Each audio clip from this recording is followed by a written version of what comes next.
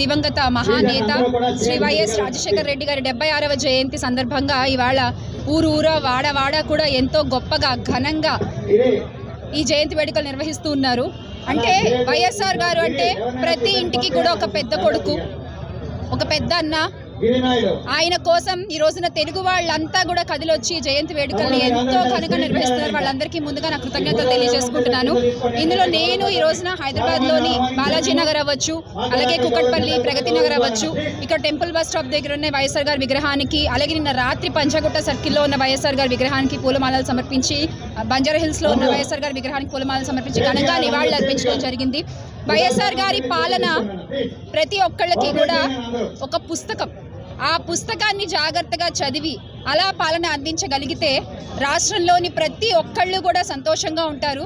రైతుల దగ్గర నుంచి, మహిళల దగ్గర నుంచి, విద్యార్థుల దగ్గర నుంచి, అలాగే వ్యాపారదారుల దగ్గర నుంచి ప్రతి ఒక్కళ్ళు కూడా సంతోషంగా ఉండేటువంటి ఒక రామరాజ్యాన్ని అందించిన ఘనత శ్రీ వైఎస్ రాజశేఖర రెడ్డి గారిది. మరి ఈ రోజున మేము ఇచ్చేస్తామని చెప్పి అధికారంలోకి వచ్చిన నాయకులు ఏం చేస్తున్నారో మనందరం చూస్తూనే ఉన్నాం.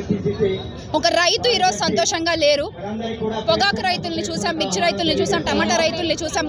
మొన్న మామిడి రైతులు పండించిన పండంతా కూడా రోడ్డు మీద పడేస్తున్నారు. మాకు వద్దు అని పడేస్తున్నటువంటి పరిస్థితులు చూస్తున్నాం మనం. అదే మన పక్క రాష్ట్రంలో ఒక లెటర్ రాసిస్తే మామిడి రైతులకు న్యాయం జరిగిన సంఘటన మనం చూసాం. మరి అలాంటి ఒక సంఘటన ఆంధ్రప్రదేశ్ ప్రభుత్వం ఎందుకు చేయలేకపోతుందని ఇక్కడి నుంచి మేము ప్రశ్నిస్తున్నాం ఈ రోజున.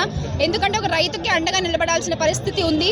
వైఎస్ఆర్ గారు అన్నట్టు రైతు బాగుంటే అందరం బాగుంటాము, రైతు బాగుంటే మన 5 వేళ్ళు నోట్లోకి వెళ్తాయి. అలాంటి ఒక రైతును కాపాడుకోవాల్సిన పరిస్థితి మన మీద ఎంతైనా ఉంది. అలాగే విద్యార్థులకు కూడా ఈ రోజున ఆంధ్ర రాష్ట్రంలో చాలా అన్యాయం జరుగుతున్నటువంటి పరిస్థితి చూస్తున్నాము. ఫీర్ ఇన్వెస్ట్మెంట్ రాలేదు.